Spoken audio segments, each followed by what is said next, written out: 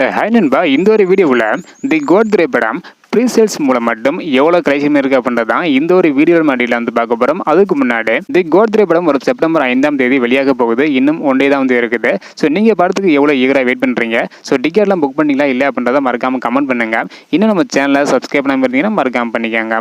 ஓகேன்பா, வாங்க நினைக்கிற வீடியோக்குள்ளே போகலாம். ஸோ ஓகேன்பா, தி கோட் திரைப்படத்திற்கு ரசிகர்கள் மத்தியில் மிகப்பெரிய அளவில் எதிர்பார்ப்பு வந்து பார்த்தீங்கன்னா இருக்குது.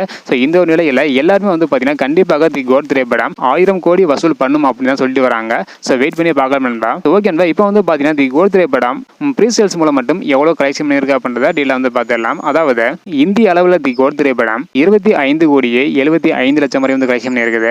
ஓவர்சீஸில் தி கோட் திரைப்படம் 24 கோடியே 46 லட்சத்து 60,000 வரை வந்து கலெக்ஷன் பண்ணியிருக்குது. அது மட்டும் இல்லாமல் ப்ரீசேல்ஸ் மூலம் மட்டும் தி கோட் திரைப்படம் இதுவரையும் 50 கோடியே 25 லட்சம் வரை வந்து பார்த்தீங்கன்னா ஸோ கலெக்ஷன் பண்ணுறதாக சொல்லியிருக்கிறாங்க.